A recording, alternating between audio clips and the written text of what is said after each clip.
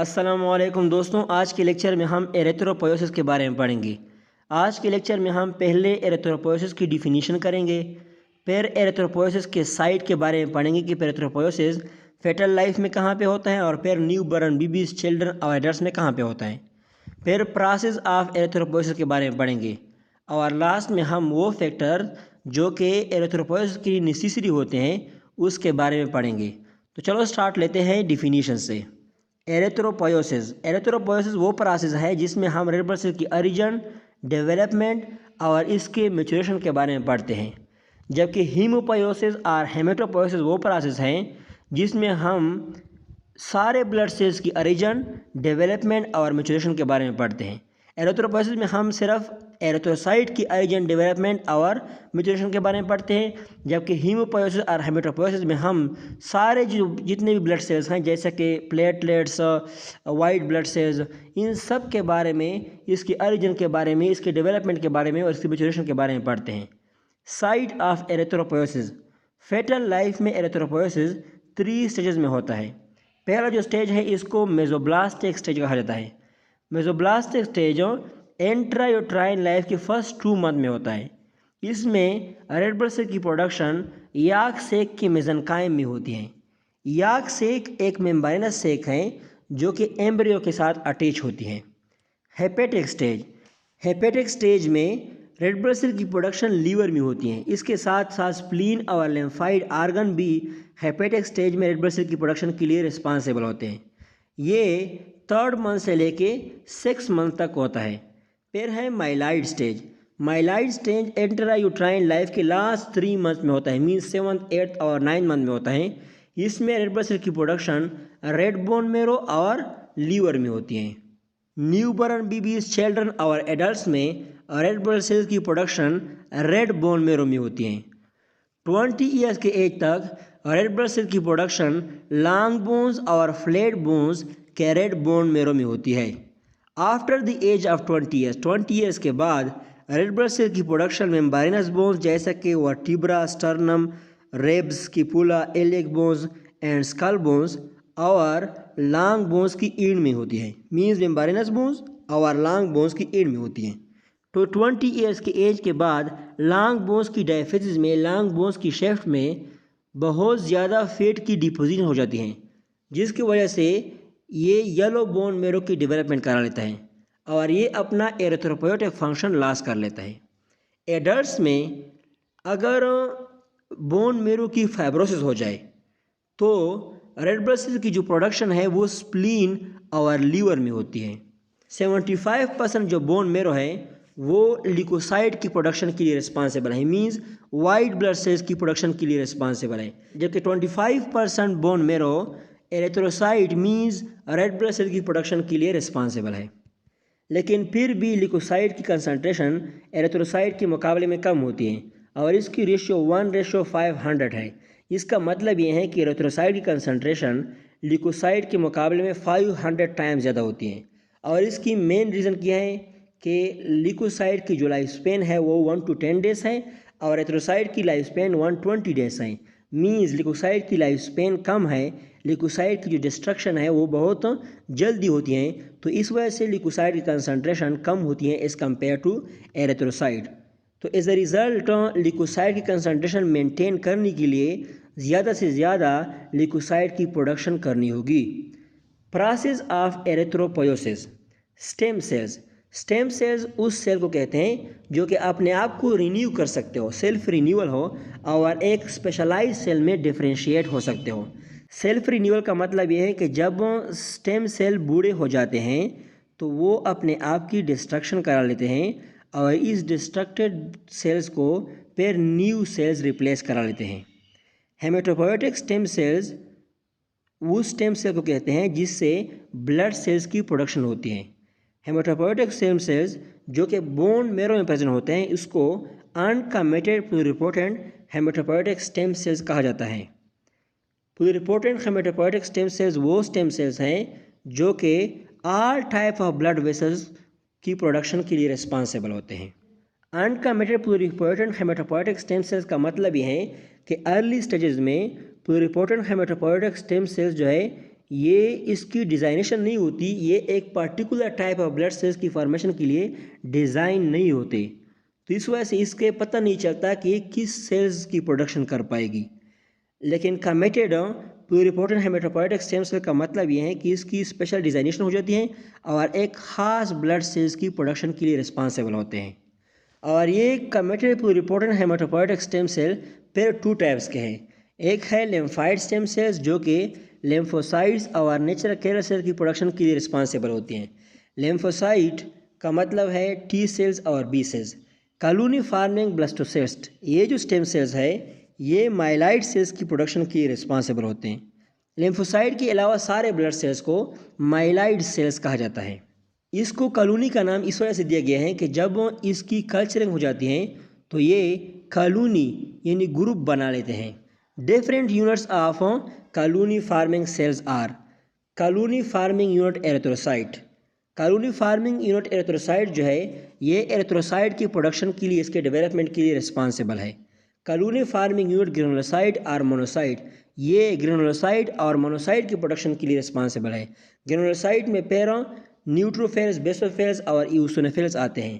Granulocyte का मतलब यह है कि वो सेल्स जिसमें ग्रेन्यूल्स प्रेजेंट हो। कॉलोनी फार्मिंग यूनिट मेगाकैरियोसाइट, ये ऐसे सेल्स हैं जो प्लेटलेट्स की डेवलपमेंट के लिए रिस्पॉन्सिबल होते हैं। थोड़ा सा हम फिगर से देखते हैं कि पहले क्या होती हैं uncommitted pluripotent haematopoietic stem sales, जिसका पता नहीं होता कि ये कौन से ब्लड सेल्स की डेवलपमेंट के लिए रिस्पॉन्सिबल होंगे। फिर जब इसकी डिज़ाइनेशन हो जाती हैं तो इससे committed pluripotent haematopoietic stem cells बन जाते हैं। और ये committed pluripotent haematopoietic stem cells 2 types के होते हैं। एक है कॉलोनी फार्मिंग ब्लास्टोसिस्ट और दूसरे हैं लिम्फाइड स्टेम सेल्स। फिर कॉलोनी फार्मिंग ब्लास्टोसिस्ट से 3 टाइप्स बन जाते हैं। एक है कॉलोनी फार्मिंग यूनिट एरिथ्रोसाइट, दूसरे हैं colony forming unit granulocyte and monocyte और तीसरे हैं colony forming unit megakaryocyte. Megakaryocyte से फिर प्लेटलेट्स की प्रोडक्शन होती हैं और कॉलोनी फार्मिंग यूनिट ग्रेनुलोसाइट और मोनोसाइट से न्यूट्रोफिल्स, बेसोफिल्स, ईओसिनोफिल्स और मैक्रोफेजेस की प्रोडक्शन होती हैं। और फिर कॉलोनी फार्मिंग यूनिट एरिथ्रोसाइट जो है इससे रेड ब्लड सेल की प्रोडक्शन होती है। लिम्फाइड स्टेम सेल से लिम्फोसाइट की प्रोडक्शन होती है। चेंजेस ड्यूरिंग एरिथ्रोपोयोसिस, अब एरिथ्रोपोयोसिस के टाइम पे कॉलोनी फार्मिंग यूनिट एरिथ्रोसाइट में या दूसरे सेल में किया चेंजेस आते हैं। पहला चेंज ये है कि इसकी साइज़ डिक्रीज हो जाती है। कॉलोनी फार्मिंग यूनिट एरिथ्रोसाइट्स की जो साइज़ है वो ज़्यादा होती हैं, लेकिन जब ये मैच्योर रेड ब्लड सेल की फॉर्मेशन कर लेती हैं तो मैच्योर रेड ब्लड सेल की साइज़ बहुत कम होती है, इसकी डायमीटर बहुत कम होती हैं। नॉर्मली जो साइज़ है वो 25 माइक्रोमीटर से 7.2 माइक्रोमीटर तक आता है, क्योंकि कॉलोनी फार्मिंग यूनिट एरिथ्रोसाइट की साइज़ 25 माइक्रोमीटर है और मैच्योर रेड ब्लड सेल की साइज़ 7.2 माइक्रोमीटर है। दूसरा जो चेंज आता है इसमें डिसअपेयरेंस ऑफ न्यूक्लियाई एंड न्यूक्लियोलिस। जब colony forming unit erythrocyte different stages के थ्रू पास होती हैं तो वक्त के साथ साथ, स्टेजेस के साथ साथ इसकी न्यूक्लियाई और न्यूक्लियस डिसअपेयर होना स्टार्ट हो जाती हैं। तीसरी जो चेंज आती है वो है अपेयरेंस ऑफ हीमोग्लोबिन और चौथी जो चेंज आते हैं वो है change in the staining properties of the cytoplasm. ये सब चेंजेस अब हम इस एरिथ्रोपोयोसिस के स्टेज में डिस्कस करेंगे। स्टेजेस ऑफ एरिथ्रोपोयोसिस, एरिथ्रोपोयोसिस मेनली 6 स्टेजेस में कंप्लीट होता है। एरिथ्रोपोयोसिस के स्टेजेस से पहले हम थोड़ा सा ओवरव्यू पढ़ लेते हैं। जब हम इस स्टेजेस को पढ़ेंगे तो पहले स्टेज से लेकर लास्ट स्टेज तक एक तो सेल के साइज़ में डिक्रीजमेंट आना स्टार्ट हो जाएगी, दूसरा ये कि न्यूक्लियस और न्यूक्लियाई डिसअपेयर होना स्टार्ट हो जाएगी। पहले न्यूक्लियस बड़ा होगा, फिर न्यूक्लियस का साइज़ डिक्रीज़ होगा और लास्ट में न्यूक्लियस बिल्कुल ख़त्म हो जाएगा। इसके अलावा क्रोमेटिन मटेरियल की कंडेंसेशन इंक्रीज़ हो जाएगी और वो डेंस से डेंस बनती जाएगी। चौथा ये कि हीमोग्लोबिन की अपेयरेंस स्टार्ट हो जाएगी और पहले जो स्टेजेस हैं उसमें हीमोग्लोबिन नहीं होता, लेकिन लास्ट में फिर हीमोग्लोबिन की अपेयरिंग और इसकी कंप्लीट फॉर्मेशन हो जाती है। और 5 जो चेंज ये है कि साइटोप्लाज्म की स्टेनिंग प्रॉपर्टीज़ में चेंजेस आना स्टार्ट हो जाती हैं। पहले साइटोप्लाज्म बेसोफिलिक नेचर का होता है, फिर आहिस्ता आहिस्ता एसिडोफिलिक और बेसोफिलिक दोनों हो जाते हैं और फिर लास्ट में फिर एसिडोफिलिक बन जाता है। तो इस तरह चेंजेस जो है ये एरिथ्रोपोयोसिस में आती हैं। पहला जो स्टेज है वो है प्रो एरिथ्रोब्लास्ट, जिसको मेगेलोब्लास्ट भी कहा जाता है। प्रो एरिथ्रोब्लास्ट और मेगेलोब्लास्ट पहला सेल है जो कि कॉलोनी फार्मिंग यूनिट एरिथ्रोसाइट से डेवलप होता है। इसकी साइज़ सबसे लार्ज होती है और इसकी डायमीटर 20 माइक्रोमीटर होती है। इसमें न्यूक्लियस होता है, इसमें इतना बड़ा न्यूक्लियस होता है कि ये सारा जो सेल है इसके वॉल्यूम को ऑक्यूपाई करता है। इसमें 2 और मोर न्यूक्लियोली होती हैं। प्रोएरिथ्रोब्लास्ट में हेमोग्लोबिन नहीं होता और इसका जो साइटोप्लाज्म है वो बेसोफिलिक नेचर का है। बेसोफिलिक का मतलब ये है कि बेसिक डाइस के लिए इसकी एफिनिटी हाई है। एसिडोफिलिक का मतलब है कि जब एसिडिक डाइस के लिए किसी चीज़ की एफिनिटी हाई हो उसको एसिडोफिलिक कहा जाता है, लेकिन जब बेसिक डाइस के लिए किसी चीज़ की एफिनिटी हाई हो इसको बेसोफिलिक कहा जाता है। फिर ये जो प्रोएरिथ्रोब्लास्ट है ये सेवरल टाइम मल्टीप्लाई कर लेता है और फाइनली इससे अर्ली नॉर्मोब्लास्ट की फॉर्मेशन हो जाती है। अर्ली नॉर्मोब्लास्ट की जो साइज़ है वो प्रोएरिथ्रोब्लास्ट के लिहाज से कम होती हैं और इसकी डायमीटर भी कम होती हैं जो कि 15 माइक्रोमीटर है। इसमें न्यूक्लियस और न्यूक्लियोली जो है इसकी साइज़ डिक्रीज हो जाती हैं और क्रोमेटिन नेटवर्क की कंडेंसेशन हो जाती है और इसके जो डेंसिटी है वो हाई हो जाती है। साइटोप्लाज्म बेसोफिलिक नेचर का होता है, तो इस वजह से इस सेल्स को बेसोफिलिक एरिथ्रोब्लास्ट भी कहा जाता है। फिर इसमें डिवीजन हो जाती है और इससे इंटरमीडिएट नॉर्मोब्लास्ट की फॉर्मेशन हो जाती है। इंटरमीडिएट नॉर्मोब्लास्ट की साइज़ अर्ली नॉर्मोब्लास्ट के लिहाज से कम होता है और इसकी डायमीटर 10 to 12 माइक्रोमीटर होती है। इसमें न्यूक्लियस की साइज़ बहुत कम होती है लेकिन प्रेजेंट होती हैं। इसमें क्रोमेटिन मटेरियल की फर्दर कंडेंसेशन हो जाती है और हीमोग्लोबिन की अपीयरिंग इस स्टेज में स्टार्ट हो जाती है। साइटोप्लाज्म ऑलरेडी बेसोफिलिक होता है, लेकिन जब हीमोग्लोबिन की अपीयरिंग स्टार्ट हो जाती है तो ये एसिडिक भी बन जाता है। तो इस वजह से ये बोथ एसिडिक और बेसिक डाइस के लिए एफिनिटी शो करता है। तो इस वजह से इस सेल्स को पॉलीमॉर्फिक और पॉलीक्रोमेटिक एरिथ्रोब्लास्ट भी कहा जाता है, क्योंकि ये एसिडिक और बेसिक डाइस दोनों को एफिनिटी शो करता है। लेट नॉर्मोब्लास्ट जो है ये पेयर इंटरमीडिएट नॉर्मोब्लास्ट से प्रोड्यूस होती हैं और इसकी डायमीटर इंटरमीडिएट नॉर्मोब्लास्ट के लिहाज से कम होती हैं जो कि 8 to 10 माइक्रोमीटर है। इसमें जो न्यूक्लियस है वो बहुत स्मॉल होती हैं और इसकी जो क्रोमेटिन नेटवर्क है उसकी बहुत ज़्यादा कंडेंसेशन हो गई होती है और इसमें जो न्यूक्लियस है उसको यंग्स पार्ट न्यूक्लियस कहा जाता है, क्योंकि इसकी साइज़ बहुत कम होती है। हेमोग्लोबिन की जो क्वांटिटी है वो लेट नॉर्मोब्लास्ट में इंक्रीज हो जाती है और साइटोप्लाज्म जो है वो बिल्कुल एसिडोफिलिक बन जाता है, क्योंकि हेमोग्लोबिन एसिडोफिलिक है। तो जब हेमोग्लोबिन की कंसनट्रेशन इंक्रीज हो जाती है तो साइटोप्लाज्म भी एसिडोफिलिक बन जाता है और इन सेल्स को आर्थोक्रोमेटिक एरिथ्रोब्लास्ट भी कहा जाता है।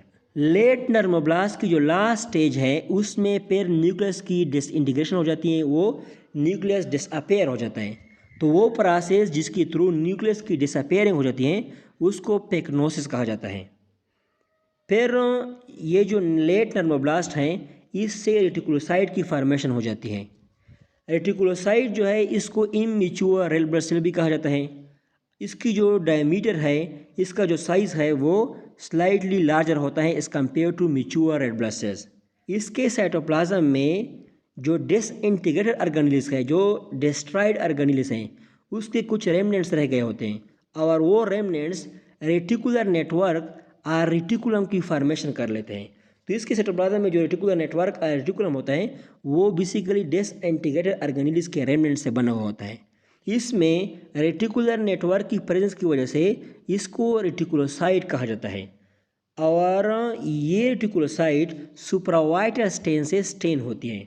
न्यूबॉर्न बेबीज में रेटिकुलोसाइट का काउंट 2 to 6% है। मीन न्यूबॉर्न बेबी में 100 रेड ब्लड सेल्स में 2 to 6 रेटिकुलोसाइट प्रेजेंट होती हैं सर्कुलेशन में। लेकिन फिर बाद में रेटिकुलोसाइट का काउंट जो है, रेटिकुलोसाइट की जो परसेंटेज है वो डिक्रीज हो जाती है और वो 1% ऑफ रेड ब्लड सेल बन जाती है। मीन्स जो एडल्ट हैं इसमें रेटिकुलोसाइट काउंट जो है वो 1% ऑफ रेड ब्लड सेल्स है। लेकिन जब ऐसे कंडीशन बॉडी पे आते हैं जिसमें रेड ब्लड सेल की प्रोडक्शन इंक्रीज हो जाती हैं, उन स्टेजेस में भी फिर इसकी परसेंटेज इंक्रीज हो जाती हैं। रेटिकुलोसाइट जो है ये बेसोफिलिक इन नेचर होती हैं, क्योंकि इसमें डिसइंटीग्रेटेड गोल्गी apparatus, माइटोकॉन्ड्रिया और दूसरे जो ऑर्गेनेल्स हैं जिसकी डिस्ट्रक्शन हो गई होती हैं उसके रेमनेंट्स इसमें प्रेजेंट होते हैं। रेटिकुलोसाइट के स्टेज में red blood sales production side से ब्लड कैपिलरीज में एंटर हो जाती हैं। मीन्स जब रेड ब्लड सेल्स ब्लड में ऐड होती हैं तो वो रेटिकुलोसाइट के फॉर्म में होती हैं। मैच्योर एरिथ्रोसाइट, एरिथ्रोसाइट की मैच्योरेशन जो है वो ब्लड के अंदर होती हैं। रेटिकुलर नेटवर्क इसमें डिसअपेयर हो जाती हैं। सेल्स जो है वो मैच्योर रेड ब्लड सेल बन जाता है और ये अपना बाई कनकेव शेप अटेन कर लेता है। सेल की जो साइज़ है वो डिक्रीज हो जाती है और वो 7.2 माइक्रोमीटर हो जाती हैं और इसमें हीमोग्लोबिन फुली डेवलप हो जाता है। ये जो एरिथ्रोपोइसिस की स्टेजेस हैं ये 7 डेज़ में कंप्लीट होते हैं।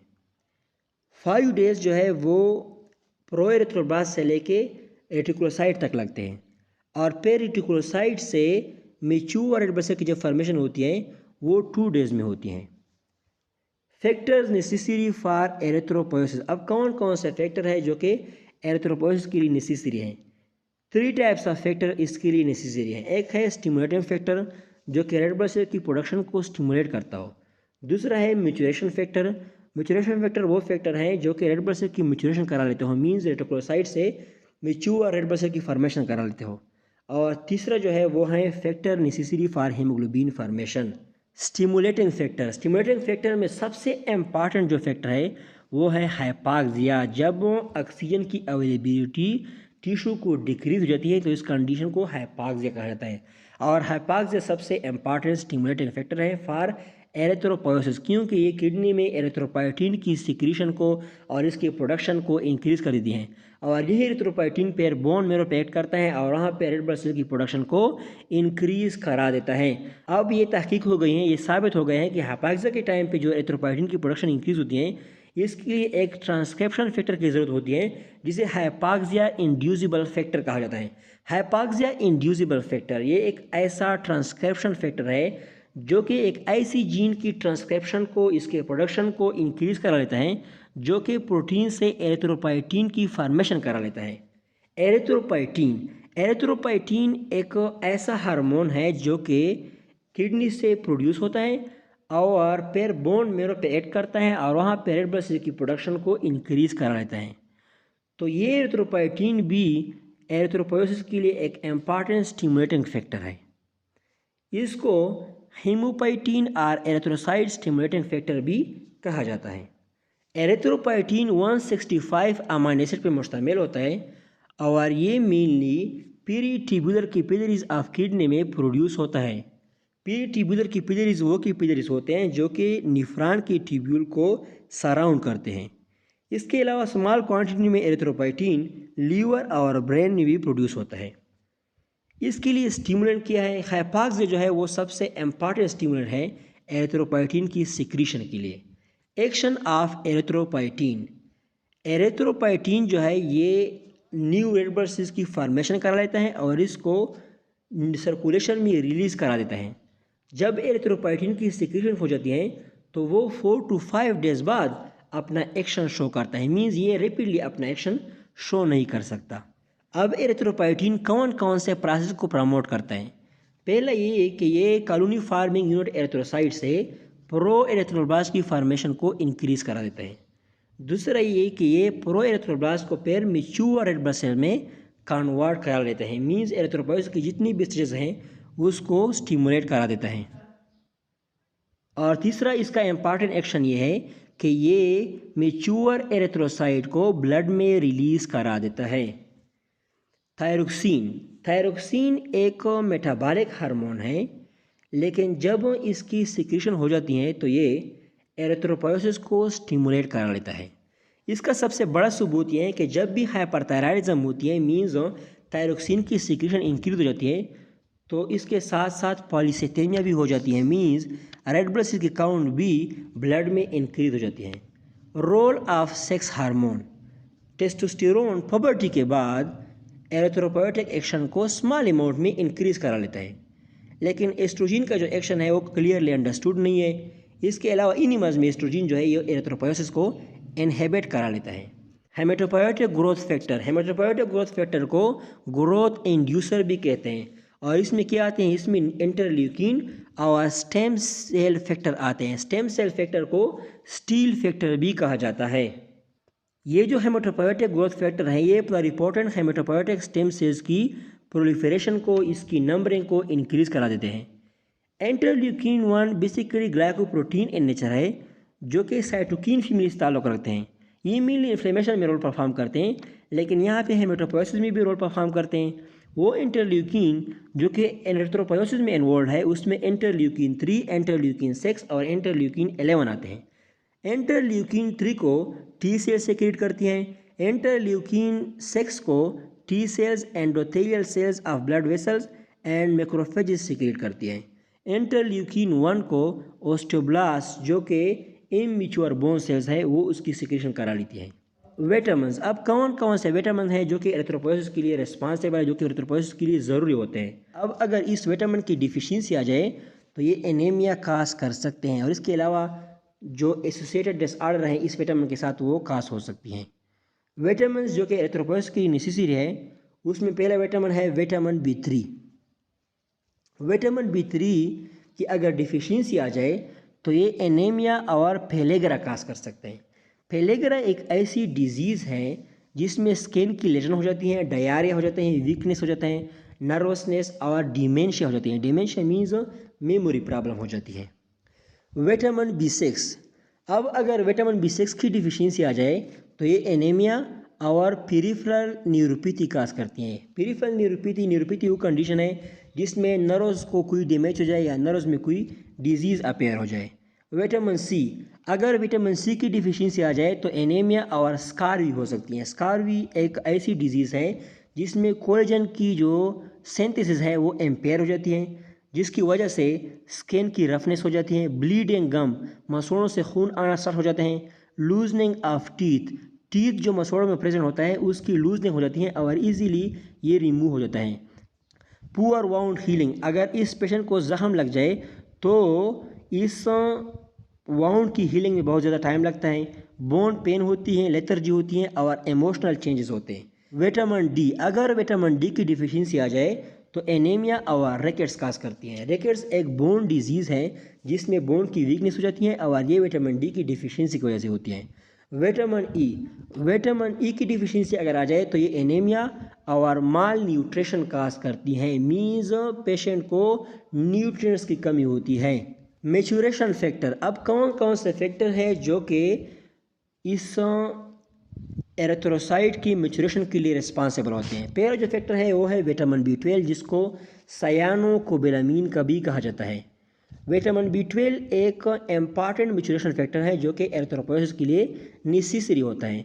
अब इसका सोर्स क्या है? विटामिन B12 एक एक्सट्रिंसिक फैक्टर है क्योंकि इसको हम फूड से, इसको हम डाइट से ऑब्टेन करते हैं, लेकिन इसकी एब्जॉर्प्शन के लिए एक इंट्रिंसिक फैक्टर की ज़रूरत होती है जिसको हम इंट्रिंसिक फैक्टर ऑफ केसल कहते हैं। ये इंट्रिंसिक फैक्टर ऑफ केसल जो है ये स्मॉल म्यूकोप्रोटीन है जो कि गैस्ट्रिक ग्लैंड के जो नेक सेल्स हैं, गैस्ट्रिक ग्लैंड के जो पीटर सेल्स हैं उससे सिक्रीट होते हैं, और ये intrinsic factor of castle vitamin B12 और दूसरे जो कोबालामीन है इसकी एडिक्वेट अब्जॉर्प्शन के लिए ज़रूरी होते हैं। तो विटामिन B12 जो है ये मेनली लीवर में स्टोर होता है और स्मॉल क्वांटिटी में ये मसल में भी स्टोर होते हैं, लेकिन जब इसकी ज़रूरत पड़ती है तो ये फ़ौरन बोन मेरो की तरफ ट्रांसपोर्ट होता है और वहाँ पे रेड ब्लड सेल्स की मैच्योरेशन कर लेता है। इसके अलावा इस विटामिन B12 को intestinal flora of large intestine भी प्रोड्यूस करती है। इंटेस्टाइनल फ्लोरा मीन्स वो नॉर्मल जो बैक्टीरिया है, जो माइक्रोऑर्गेनिज्म है जो कि ह्यूमन बॉडी के अंदर रहते हैं और ह्यूमन बॉडी के जो नॉर्मल फंक्शन है उसके लिए ज़रूरी होते हैं और वो कोई एबनॉर्मलिटी वगैरह शो नहीं करते। लेकिन जब ये बैक्टीरिया अपना साइज़ चेंज करती हैं, अपना जो लोकेशन है वो चेंज कर लेती हैं, तो फिर ये प्रॉब्लम काज कर सकती हैं। विटामिन B12 एक्शन, vitamin B12 red blood cell में DNA के सिंथेसिस के लिए ज़रूरी होती हैं। अब अगर इसकी डिफिशियंसी आ जाए तो DNA की सिंथेसिस नहीं हो पाएगी और एज ए रिज़ल्ट सेल की मैच्योरेशन नहीं हो पाएगी और डिवीज़न में रिडक्शन हो जाएगी, मीन्स सेल डिवीज़न रिड्यूस हो जाएगी। इसके अलावा सेल्स फ्रेजाइल हो जाएगी, मीन्स इजीली ब्रेकेबल बन जाएगी और इसका जो सेल मेम्ब्रेन है वो वीक हो जाएगा और इस कंडीशन को मैक्रोसाइटिक एनीमिया कहते हैं, जिसमें रेड ब्लड सेल्स का जो साइज़ है वो नॉर्मल रेड ब्लड सेल्स के मुकाबले में ज़्यादा हो जाए। Deficiency of vitamin B12 causes pernicious anaemia, जब विटामिन B12 की डिफिशियंसी आ जाए तो ये परनेशियस एनीमिया काज करती है। तो इस वजह से विटामिन B12 को एंटी परनेशियस फैक्टर भी कहा जाता है, क्योंकि अगर इसको परनेशियस एनीमिया की कंडीशन में बॉडी के अंदर डाला जाए तो ये परनेशियस एनीमिया को ख़त्म कर सकती है। Intrinsic factor of castle. Intrinsic factor of castle एक म्यूकोप्रोटीन है जो कि गैस्ट्रिक म्यूकोसा में गैस्ट्रिक ग्लैंड की पीरिटल सेंस से प्रोड्यूस होते हैं और ये विटामिन B12 की एब्जॉर्प्शन के लिए ज़रूरी होते हैं। अब अगर इस इंट्रिंसिक फैक्टर की एब्सेंस हो जाए, इसकी डिफिशियंसी हो जाए, तो विटामिन B12 की एब्जॉर्प्शन नहीं हो पाएगी इंटेस्टाइन से और ये परनेशियस एनीमिया की तरफ कंडीशन को लेके जाएगी। अब इंट्रिंसिक फैक्टर की जो डिफिशियंसी है वो 3 मेन कंडीशन में होती है। एक है सेवियर गैस्ट्राइटिस, जब सेवियर इन्फ्लेमेशन हो जाए स्टमक का, या अल्सर मींस होल प्रोड्यूस हो जाए, मेम्ब्रेनस ब्रेकेज हो जाए स्टमक में। तीसरा जो कंडीशन है वो है गैस्ट्रिक ट्यूमी, जब स्टमक का एक पार्ट सर्जरी के थ्रू रिमूव हो जाए तो फिर इंट्रिंसिक फैक्टर की सिक्रीशन डिक्रीज हो जाती है। हेमाटेनिक प्रिंसिपल जो है ये इंट्रिंसिक फैक्टर की जो एक्शन है एक्सट्रिंसिक फैक्टर पे, इससे प्रोड्यूस होता है। मींस इंट्रिंसिक फैक्टर की जो विटामिन B12 पे एक्शन है इससे प्रोड्यूस होता है। इसको एंटी एनीमिया प्रिंसिपल भी कहते हैं। फोलिक एसिड भी एक इम्पॉर्टेंट सब्सटेंस है जो कि रेड ब्लड सेल की मैच्योरेशन के लिए ज़रूरी होता है और ये भी विटामिन B12 की तरह DNA के सिंथेसिस के लिए ज़रूरी होता है। अब अगर फोलिक एसिड की डिफिशियंसी हो जाए तो DNA की सिंथेसिस नहीं हो पाएगी, तो एज अ रिज़ल्ट सेल की जो मैच्योरेशन है वो नहीं हो पाएगी और ये एक एनीमिया काज करती हैं जिसको मेगलोब्लास्टिक एनीमिया कहा जाता है, क्योंकि इसमें जो रेड ब्लड सेल्स होते हैं वो मेगलोब्लास्टिक मींस प्रो एरिथ्रोब्लास्ट जो स्टेज है उसमें होते हैं और हमें पता है कि मेगलोब्लास्ट या प्रो एरिथ्रोब्लास्ट पहला स्टेज है एरिथ्रोपोइसिस की और ये सेल्स सबसे ज़्यादा लार्जर इन साइज होते हैं। Factor necessary for haemoglobin formation. अब वो फैक्टर जो कि हेमोग्लोबिन की फार्मेशन के लिए ज़रूरी होते हैं, क्योंकि हेमोग्लोबिन जो है वो एक इम्पॉर्टेंट फैक्टर होता है रेड ब्लड सेल का। अगर रेड ब्लड सेल में हेमोग्लोबिन नहीं है तो रेड ब्लड सेल किस काम की। हेमोग्लोबिन जो है ये एक ऑक्सीजन की कैरिंग करता है, ऑक्सीजन को एक जगह से दूसरी जगह लेके ले जाता है, मींस लंग्स से ऑक्सीजन को टिश्यू की तरफ लेके जाता है और फिर कार्बन डाइऑक्साइड को टिश्यू से लंग्स की तरफ लेके आता है ताकि इसकी एक्सपल्जन हो जाए बॉडी से। हेमोग्लोबिन मेनली 2 कंपोनेंट से बना होता है, एक है हीम और दूसरा है ग्लोबिन। हीम में फिर 2 कंपोनेंट होती हैं, एक है पोर्फोरिन रिंग और पोर्फोरिन रिंग के अंदर आयरन होती है। तो अब पहला जो ग्लोबिन कंपाउंड है इसके लिए किस चीज़ की ज़रूरत होती है, इसके लिए फर्स्ट क्लास प्रोटीन्स और अमाइनो एसिड की ज़रूरत होती है। फर्स्ट क्लास प्रोटीन उस प्रोटीन को कहते हैं जिसकी हाई बायोलॉजिकल वैल्यू हो, जो कि ह्यूमन में सबसे ज़्यादा पाई जाती हो। ये जो प्रोटीन है ये फिर अमाइनो एसिड में कन्वर्ट हो जाते हैं और यही अमाइनो एसिड फिर ग्लोबिन पार्ट ऑफ हीमोग्लोबिन की फॉर्मेशन करा लेते हैं। इसके अलावा दूसरा जो फैक्टर जो कि हीमोग्लोबिन की फॉर्मेशन के लिए ज़रूरी होते हैं वो है आयरन। आयरन जो है ये हीमोग्लोबिन की हीम पार्ट की फॉर्मेशन के लिए ज़रूरी होता है। तीसरा जो फैक्टर जो कि हीमोग्लोबिन की फॉर्मेशन के लिए ज़रूरी होते हैं वो है कॉपर, क्योंकि कॉपर जो है ये गैस्ट्रोइंटेस्टाइनल ट्रैक्ट से आयरन की एब्जॉर्प्शन के लिए रिस्पॉन्सिबल होता है। कोबाल्ट एंड निकल, ये दोनों जो मेटल्स है ये हेमोग्लोबिन फॉर्मेशन के टाइम पे आयरन की यूटिलाइजेशन के लिए रिस्पॉन्सिबल होते हैं। मींस हेमोग्लोबिन के फॉर्मेशन के टाइम पे पोर्फोरिन रिंग में आयरन की इंसर्शन करा लेते हैं। विटामिन्स में vitamin C, riboflavin, nicotinic acid and pyridoxine ऐसे विटामिन हैं जो कि हेमोग्लोबिन की फॉर्मेशन के लिए ज़रूरी होते हैं। So this is all about erythropoiesis. इंशाल्लाह आप सब दोस्तों को समझ आ गया होगा।